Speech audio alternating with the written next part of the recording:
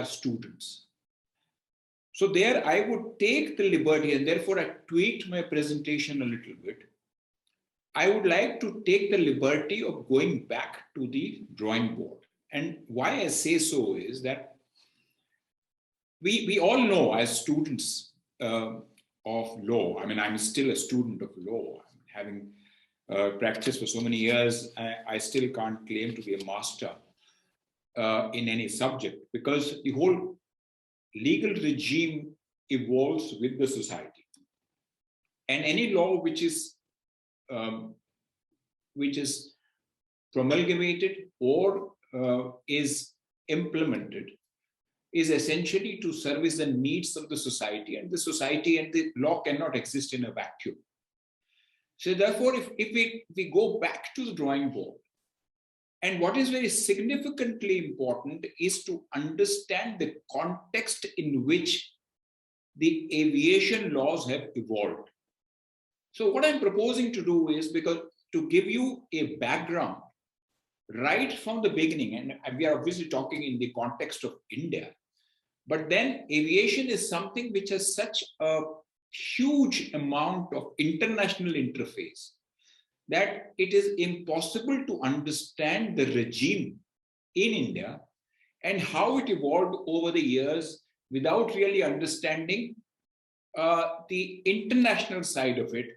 And therefore, I will take you through the entire evolutionary process because I believe that it is so very important. That's why I always say the parliamentary debates on a law are such a critical source of really understanding the requirement which is supposed to be addressed by that particular law. So moving ahead, I'll give you the lay of the presentation. So what we'll be dealing with is these bullet points. The first is, of course, and I'm doing this in the sequence of how it happened. And therefore, it is, in a sense, pretty historical. But at the same time, it will give you a sense on what is it that necessitated every step in the aviation field. Now, I'll deal with the evolution of the Aircraft Act and corresponding aircraft rules in India. And now, mind you, this was as early as 1919. And everybody who has dealt with aviation is always familiar with the Chicago Convention, which talked of the freedom of air rights from an international perspective. But then the 1919 Aircraft Act came even before the Chicago Convention. So in a sequence, I would be dealing with the evolution of the Aircraft Act, the Chicago Convention, then I'll move to the constitutional provisions, because then we have an independent India, and then you have a constitution which would deal with the subjects relating to aviation. What are the typical provisions in the constitution, which are the Grundnorm and source of law. Then I'll deal with the nationalization of the Indian aviation industry, which was pre-existing. Now we have come full circle. Tata's had an airline. They come back as a private airline after acquiring Air India. So we had a private airline, then nationalized, and now back to private sector. So that is what I'll deal with. Liberalization leading to emergence of reforms, then privatization, how it ceased to be a domain of the government only, and how the private sector came in. The basic Indian legal framework, the regulatory bodies, their roles and functions, and key industry data. So that's what I propose to deal with, and we can move forward to the first part. Now, if you look, as I said, the history of aviation in India is not new. Notwithstanding that the aviation did not start in India, the legal part of aviation regulation can be traced back to the year 1911. And when, for the first time, there was an instance of carriage of air mails being done through commercial air transport. Then in 1911, a gentleman called Henry Piquet took off in a Humber biplane from the industrial and agricultural ground in Allahabad to Naini with airmail, consisting of letters and postcards. The first airmail flight in the world was inaugurated in India. And then the Indian Airship Act 1911, also known as the 1911 Aircraft Act, came into existence. This obviously applied to the whole of British India, because at that time, British India was much larger than what it is today. And the airship was defined to mean a machine which is fitted with the mechanical or other means of propulsion, designed to fly or float in the air without connection with the earth. So that is section 2.1. So for the first time, we came across a definition of airship. Moving forward, now section 3, 4, and 5 of the 1911 Act defined powers and functions of the Governor General and Council, including those for making rules for licensing, manufacture, possession, use, sale, import, and export of airships. And of course, the word then was airships, it was not aircraft. Well, broadly speaking, even the current legislation deals with all these activities of licensing, manufacture, possession, etc. In 1919, what came was the Paris Convention, which was the first convention of its kind to which British India was a signatory. And this convention envisaged that every state should have absolute sovereignty over airspace above its territory. So like the laws of seas, we walled an international arrangement for who will have sovereignty over the airspace. Nationality of an aircraft should be that of the nation where it is registered. It's not where it is operating, but where it is owned and registered. That holds good even today. Rules pertaining to operation of aircraft, certification, and competence of pilots should be universalized. So they wanted to universalize the rules pertaining to operations, certification, and competence and testing of pilots. The Indian Aircraft Rules 1920 were framed under the 1911 Act. And then since that enactment, rapid development took place in the aviation sector. And then for the first time, as a result of the Paris Convention, the government formed the first Indian Board for Civil Aviation. And then this Civil Aviation Board made various recommendations, including proposals for establishing landing grounds which you call as airports. In the Act, the word used is aerodromes. In the rules, in the current Act and rules, surveys of the main trunk routes and appointment of a full-fledged director for civil aviation. Moving forward, we had the Aero Club of India. It came in 1927, and J.R.D. Tata became the first person to be awarded a pilot license on behalf of the club in February 29. And as a result of the recommendations by the board, Lieutenant Colonel F.C. Shalmardine was appointed the Director of Civil Aviation in 1931. 4 civil aerodromes were constructed in various districts of Calcutta, Allahabad, Karachi, and Bombay. Under the aegis of the DGCA, the Director General of Civil Aviation, which continues to be called the DGCA till date. And of course, in 1930, now there is always this dichotomy between the airspace control by the military requirements and the civil requirements. That's why there is a distinct line between military aviation and the civil aviation. And we are mostly conversant with the laws relating to civil aviation, because those are something which are in the public domain, apart from the operating issues, but how they are going to be managed is within the domain not of the public bodies, but certain departments of the government, which is in the realm of Defense Ministry. Then Indian Air Force was established in 1932, and Tata Airlines came into existence for mail services. Moving forward, as I said, the Paris Convention was to establish regulations of universal application and encourage peaceful exchange with nations, between nations by means of aerial navigation. And then, of course, the 1920 rules, as I said, came into existence. Because there were some shortcomings in the Act, it was not possible to just carry out the amendments. And then came the 1934 Act to enlarge the rule-making powers of the then Governor General.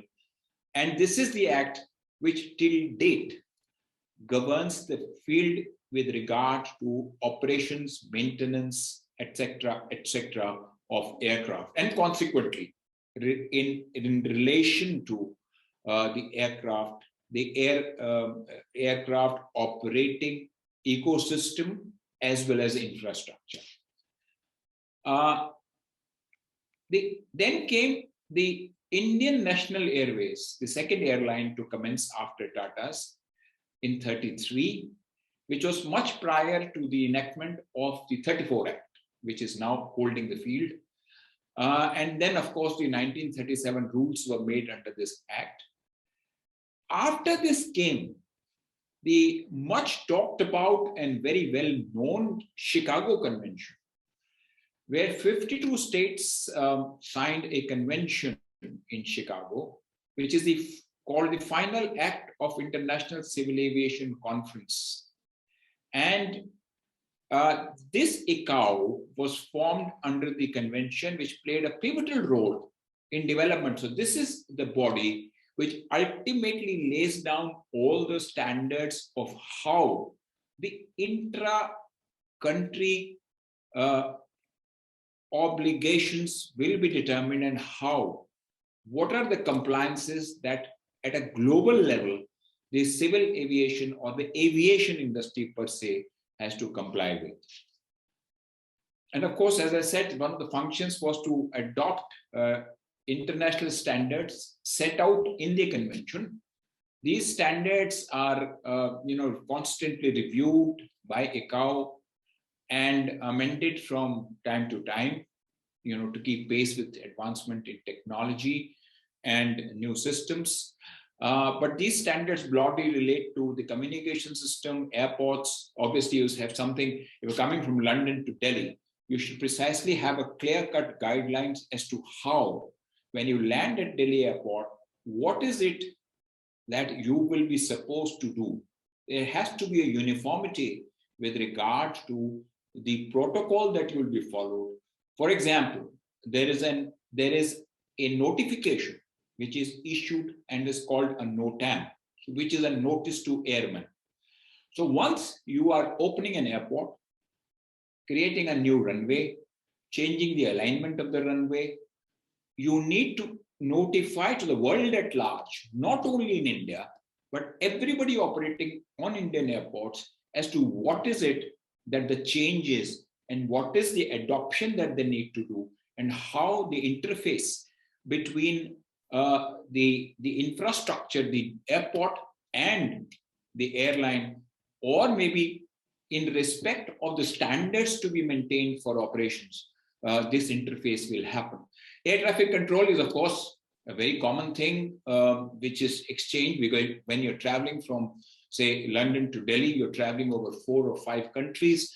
You're within the jurisdiction, because technically, as I said, the airspace will belong to the country over which you will fly, and therefore this integration of the air traffic control management is also part of all these standards. Airworthiness of the aircraft, we have standard international procedures, and you hear a lot about, what are the checks that you need to undergo for an aircraft. You will hear words like align maintenance, routine maintenance.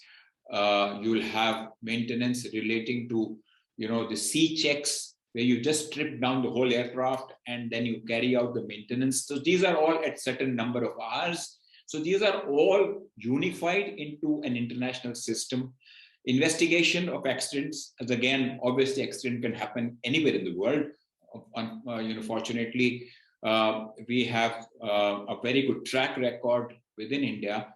But sure, there's nobody can predict it, and God forbid, if there's an accident, you need a unified regime for investigation of the accidents.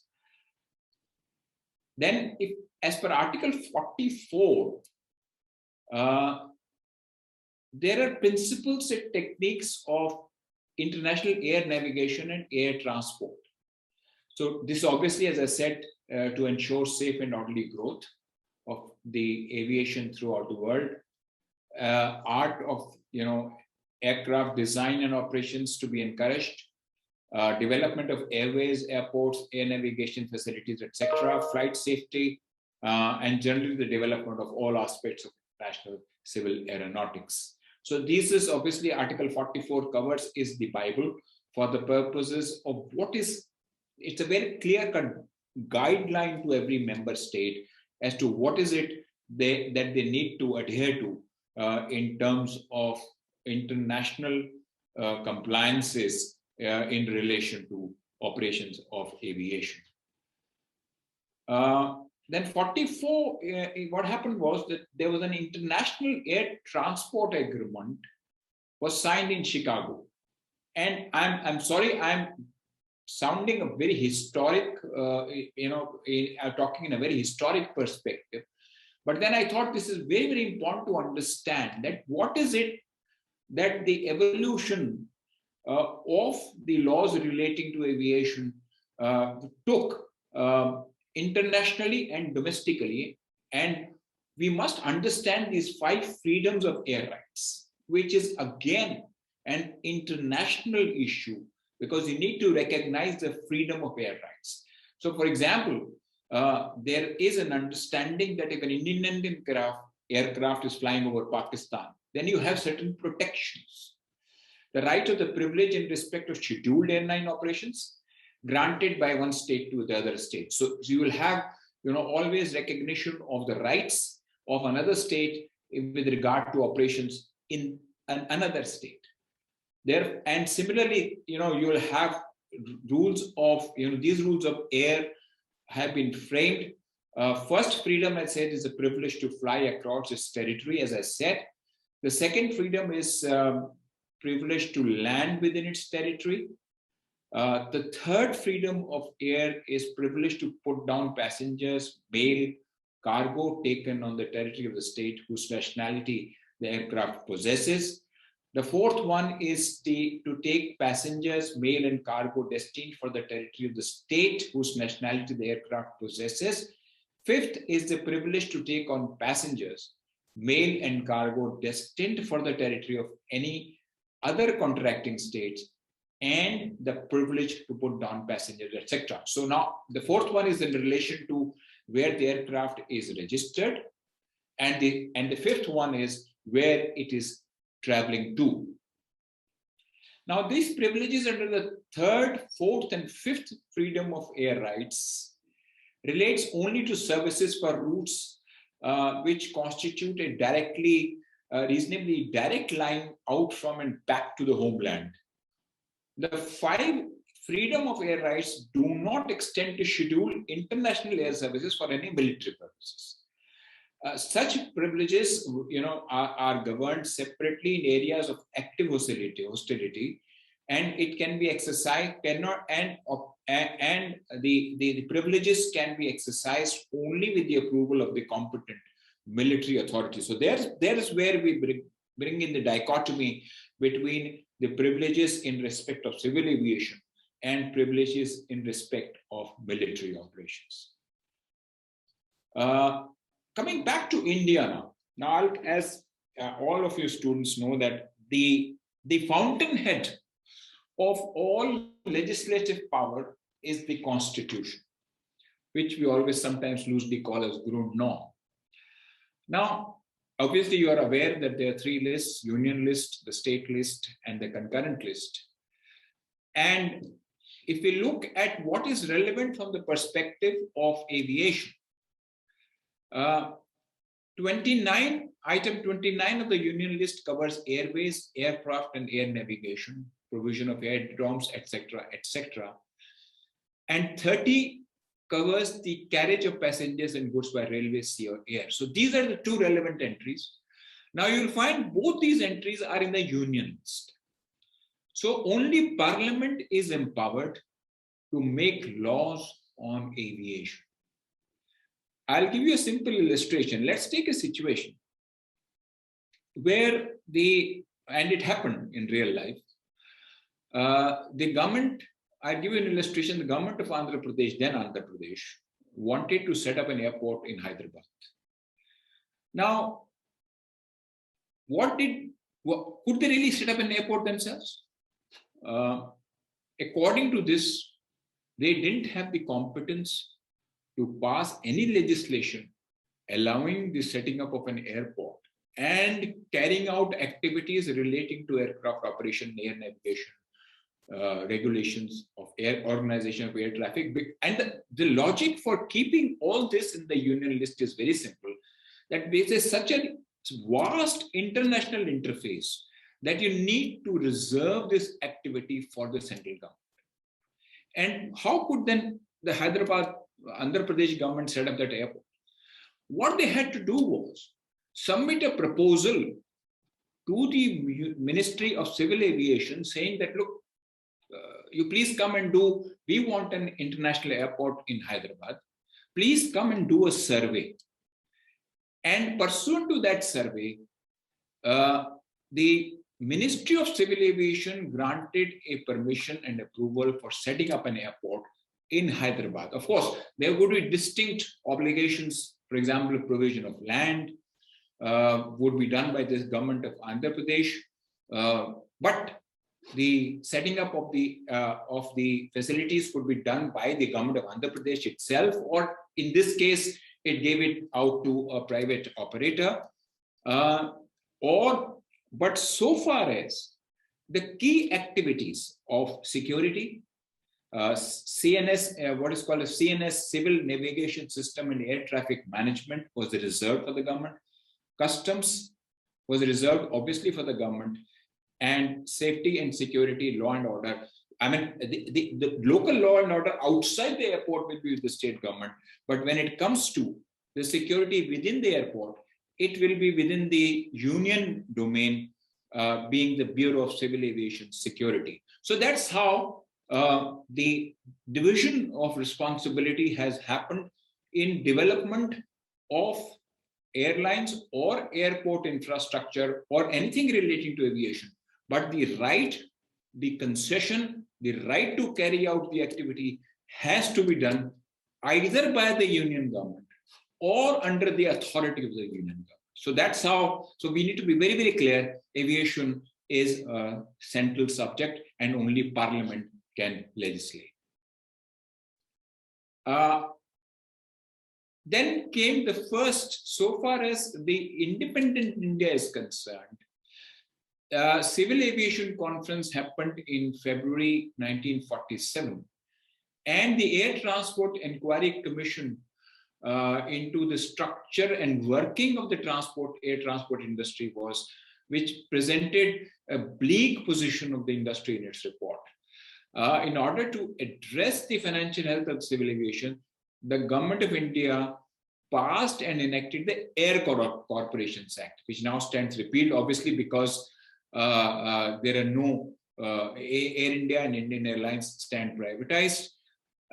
So all the carriers existing at that point in time, all the airlines were nationalized, and the Air Corporation Act was the legislation through which it was nationalized, and it gave birth to Indian Airlines. And then, of course, Air India was also nationalized, and 8 domestic airlines were nationalized. These were, the next slide, you will find Deccan Airways, Airways India, Bharat Airways, Himalaya Aviation, Kalinga, Indian National Air, and Air India.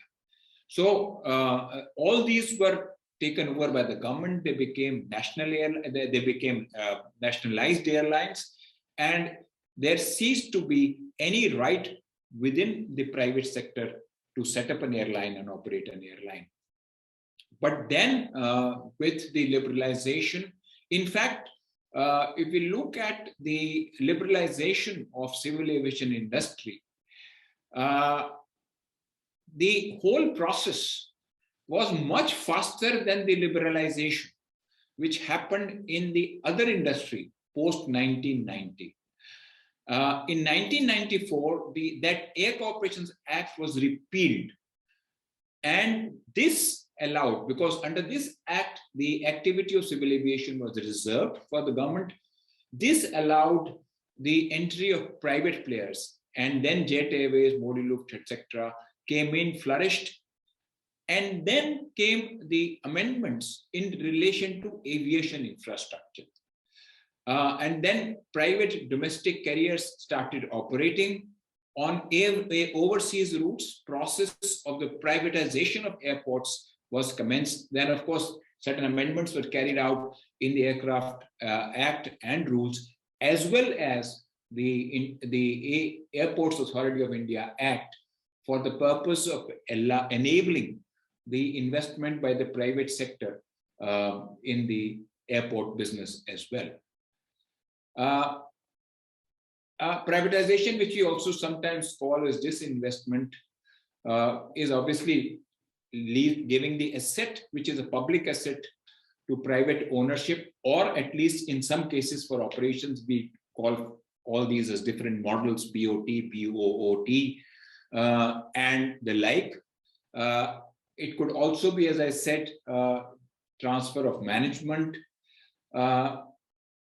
And this has been a subject of a long heated debate, but I can say with certainty, having seen the growth of aviation, this is something which has been the most advanced, most liberal regime in India.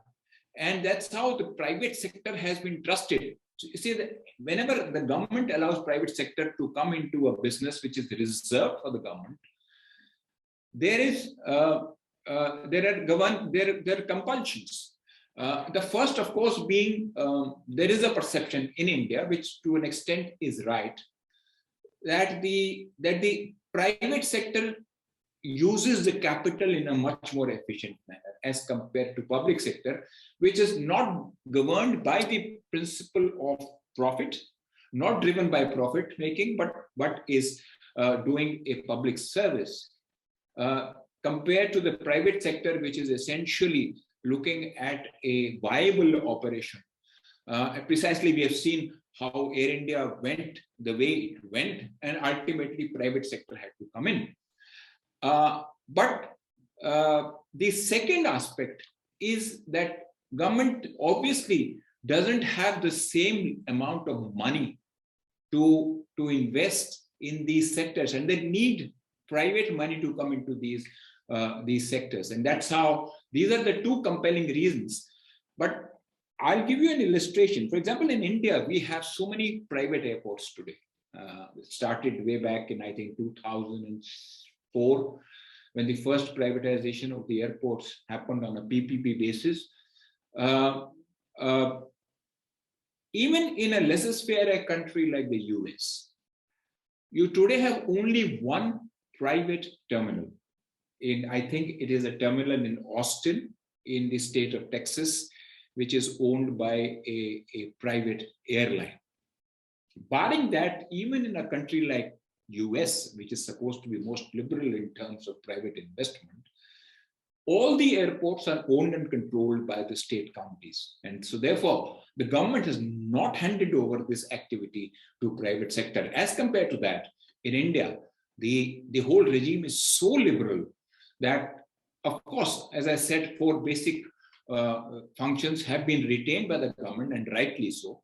But the fact remains that the public sector the private sector, the government, everybody has been so keen on development of the aviation sector that they have gone to the extent of saying that, look, if the government can't do it, we'll farm it out to private sector to assist in development of the sector.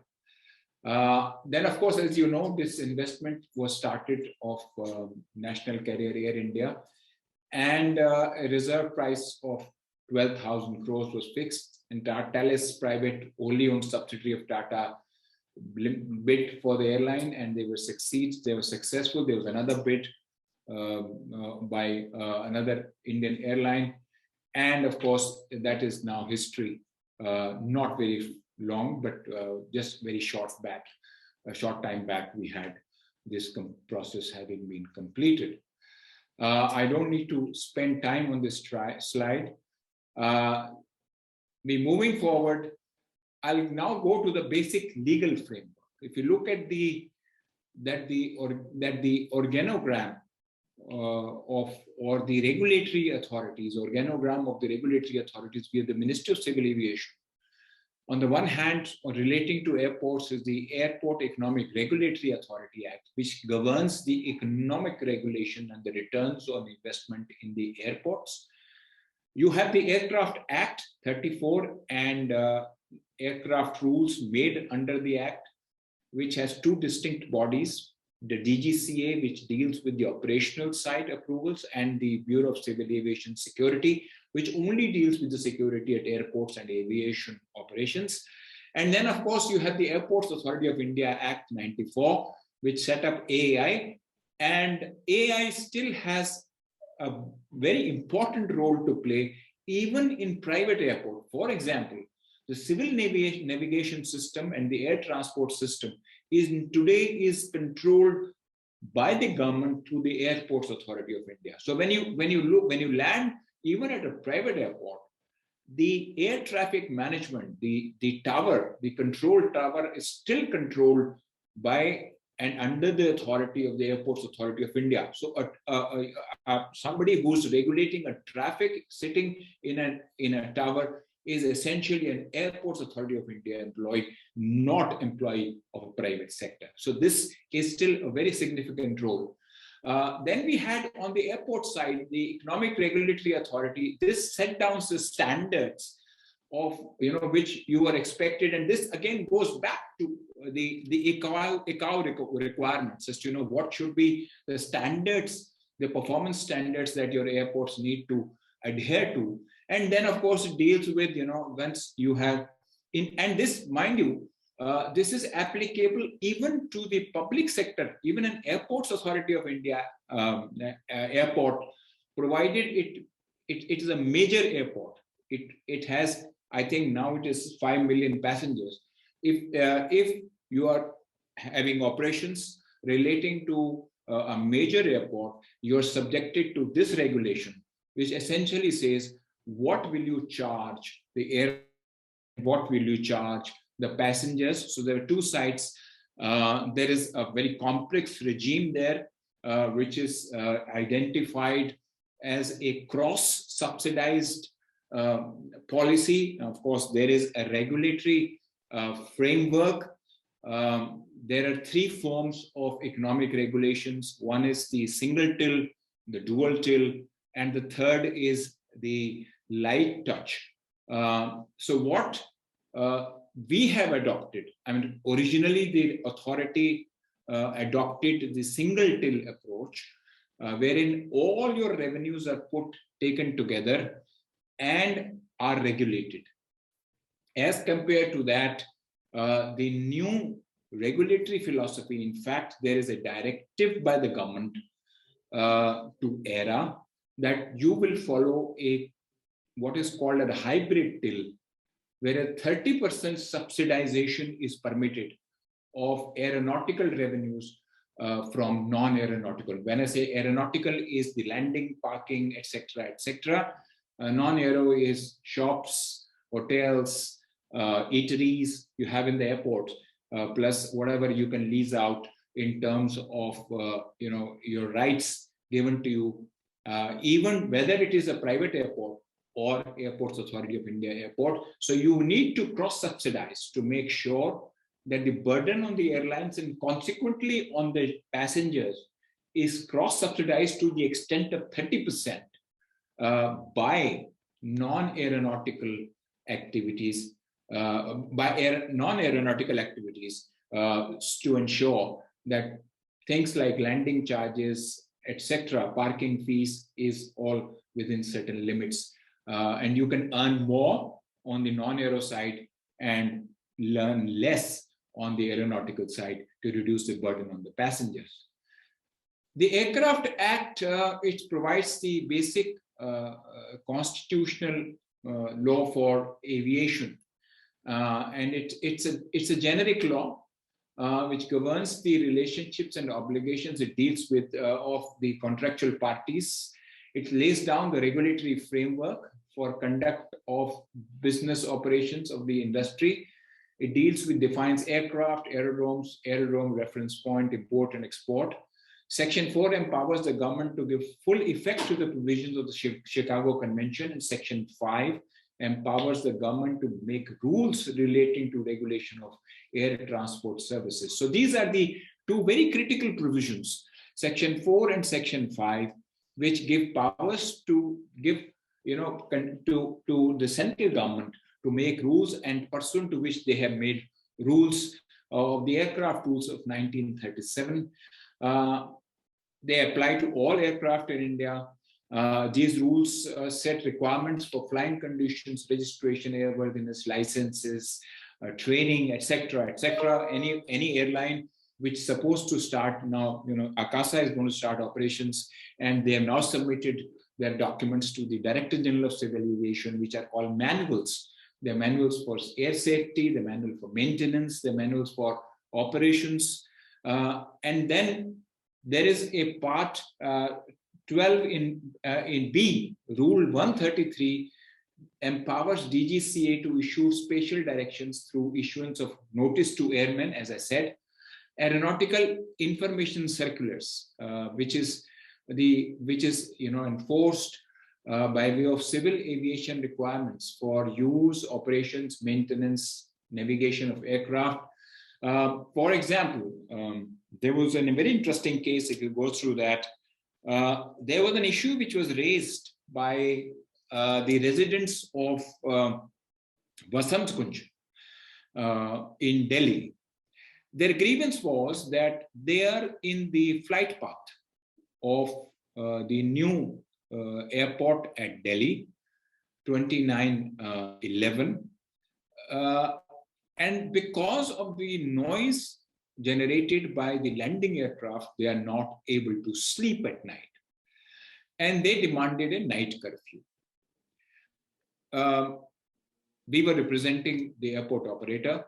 We obviously had a very strange situation to deal with, because there are countries in the world which prescribe night curfew, but then considering the necessity from, if you leave, because Heathrow is closed after 7 o'clock or 8 o'clock, then you can't take off from there, and every flight will land in Delhi at a time, or maybe land in Heathrow at a time which is not convenient to the airlines. So typically there is an argument also of discrimination vis-a-vis certain states, because conventionally, if you have noticed, most of the aircraft which arrive in India from international destinations in the West arrive at night. So this issue arose. DGCA was obviously seized. There was a public interest litigation. The DGCA had to intervene. They not only laid down certain standards in conjunction with the Ministry of Environment in respect of noise pollution within the airport, the DGCA also came out with certain measures relating to, for example, a thing like a vertical descent or a step-down descent for an aircraft.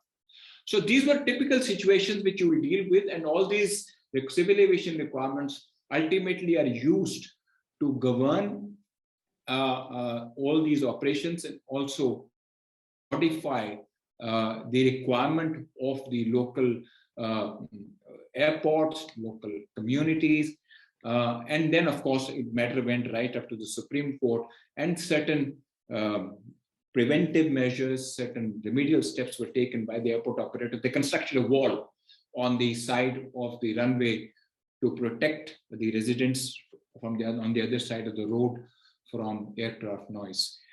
The other act is the Airports Authority of India Act, which of course manages the airports. And surprisingly, this act also defines private airports. So therefore, all the AI airports, for example, Delhi and Mumbai, are technically Airports Authority of India airports. So the AI airports, they have been given on a lease. Now, therefore, these are technically AI airports. At the same time, in 2004, there was an amendment to the AI Act, which enabled private sector to take shares in airports. So AI, as I said, apart from having certain role, say for example, in the civil aviation, in the CNS ATM operations, they also have the certain airports which have been reserved for them. So how they deal with them on their own, or how they allow the private investment to come into these airports, is governed by things like the Airports Authority of India Act amendments relating to, for example, private airports. And it also enabled the AI to take shares in private airports. Ministry of Civil Aviation is obviously the ministry, and I mentioned the Airports Economic Regulatory Authority, which deals with the economic regulations of airport. I will not spend much time on this. The DGC I've also already mentioned. I'll run through this because we are running against time. The other part is this civil aviation security, which is reserved for the central government through the Bureau of Civil Aviation Security. So you can only have, and BCAS, for example, at the airports, you will find that BCAS has the regulatory control, and they do it through generally the security the mechanism which is under the BCAS, and they have engaged various authorities with carrying out security at the airports. Then, of course, I have already dealt with AI. Is to accelerate integrated development. I will not again delve into this further. And then the recent steps which are within the policy domain is the National Civil Aviation Policy. This is an integrated policy launched in 2016 for taking flying to the masses by making it affordable, convenient, and enhancing the connectivity of the regions.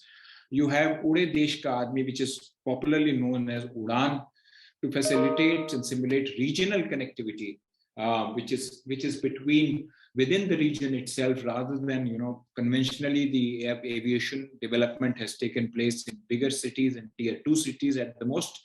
In the last few years, we have seen a movement to even places like Jalandhar, places like Kushinagar in UP, which has a lot of connectivity is a big issue, where connectivity is a big issue.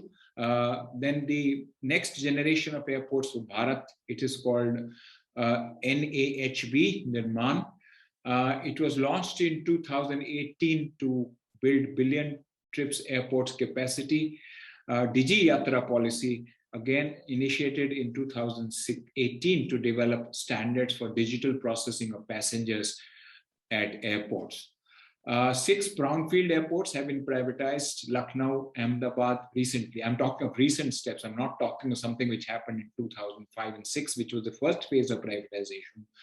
So Lucknow, Ahmedabad, Jaipur, Mangaluru, Trivandrum, Guwahati. New policy for maintenance of repair, the new MRO facilities. MRO is a very critical component of civil aviation operations, which is the maintenance, repairs, and overhaul of aircraft. New policy has come in to make India global, because you will be surprised that most of the aircraft, even operating in India, are today either maintained in the Air India facility, or they went to places like Sri Lanka and Dubai for major maintenance. Routine maintenance is, of course, done at the airports themselves, which we also call as line maintenance. The DigiSky platform to bring different agencies on same platform to enable registration of drones. We have heard a lot about the drones today. Real-time tracking, conflict management, water aerodromes. Of course, you have very little information available in the public domain, but this is something which is still in very nascent stage. Water aerodromes is something we do not see coming up very shortly, but in a midterm, this is something which we'll also see. So Krishi Udan scheme to assist farmers in transporting agriculture products.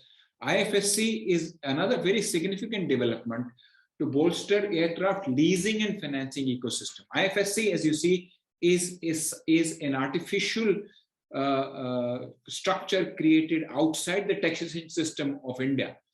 So institutional arbitration center has come up in Gift City, and some operations relating to, or some activities related to financing and leasing of aircraft has taken baby steps in IFSC. Extra credit line guarantee scheme, which started in May 2020 as a part of the Atmanirbhar Bharat Abhiyan.